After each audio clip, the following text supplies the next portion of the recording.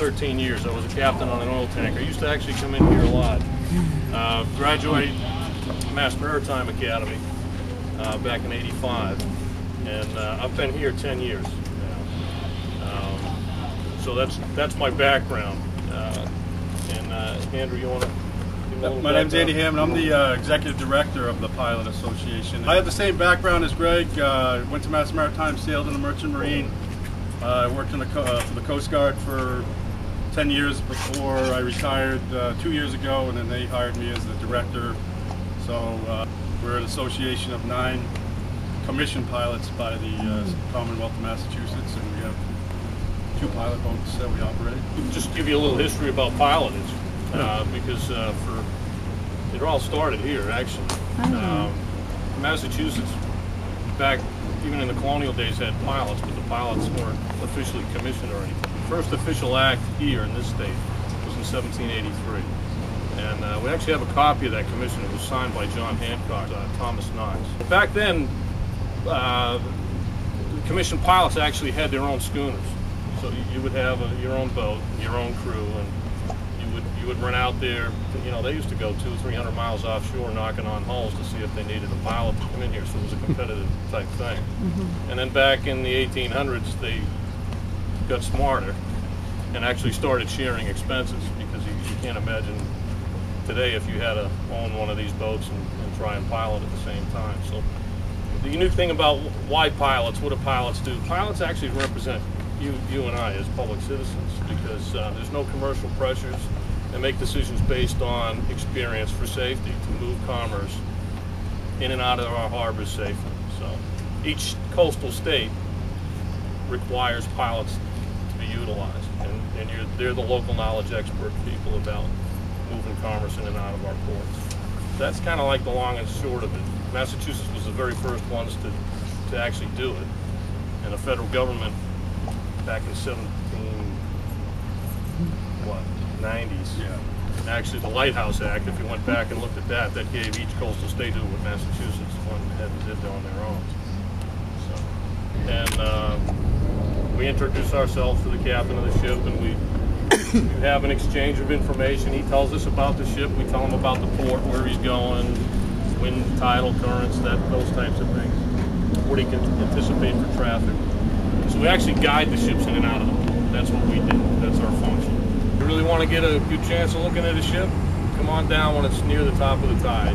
About an hour before the tide, you'll see a good chance you'll see a ship going by. So do you actually take the helm of a ship when you get on it? Yeah, we don't physically grab the wheel. We have a lot of direction. We tell them where we want the rudder, or we tell them what course we want them to steer. Or, Have you ever had a captain tell you to go stop it? No. I mean the Navy, I'm just curious. We're required to be there from the sea buoy all the way to the dock. Regardless if there's a docking master or no docking master, we're there. A high level of professionalism involved in this. I mean, not everybody just gets thrown out. Right? Tell us some of the countries of the ships. You know, they're coming from all over. Really? You know? Yeah. Most of the petrochemicals we're getting now, most of your heating oil and your gasolines and stuff are either coming from Canada or Venezuela. Sea lines or something as you're climbing? No. Oh.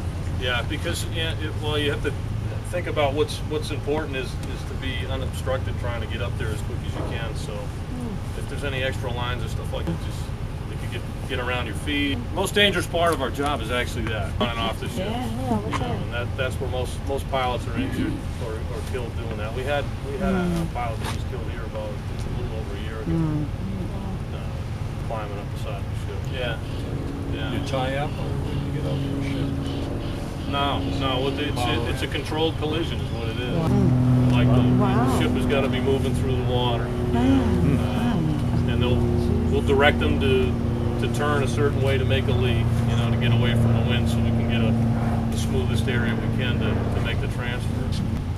The good thing about the structure that we have here is that if Greg decides that it's not safe to move a ship, he's under no pressure from the ship owner, the agent, the tugboat company, the master, anybody else to move. If he says no go, they can't go, because they're required to have him on board in order to move. How many people are usually on an LNG? Crew? Yeah, crew.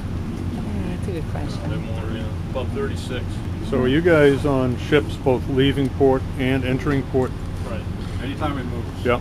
If it shifts piers, you know, sometimes their tanker will come in and go to Citgo, they'll offload some cargo there, then they'll go up to somewhere in the Chelsea Creek to another Okay. facility. If it gets underway, Any move at all? it has to have a pilot. Are you looking inside? You don't Inside. check what's on cargo? No. You don't? Has it been looked at before it gets to you? Depends on the cargo. What do you burn for Oh, fuel? for fuel? At 18, how much? You know, we were talking about Corn. this too. Just to give you a dollar figure, Yeah. it costs us $1,000 a day in fuel to operate this boat. Wow. This summer. This summer, yeah. Yeah, yeah. 500 last summer. On average, how many boats do you know, pilot a week? You know, it probably averages out about one a day. You know, we board between 8 to 10 knots. Sometimes we don't do more than 4 in a day. We have mandatory rest periods and stuff like that. So That's per pilot. We Right. do about 2,600 moves a year. How many LNGs like pass through here on average? here, none. Oh, LNGs don't pass through here? No. No. Not this, they go Over to, that way.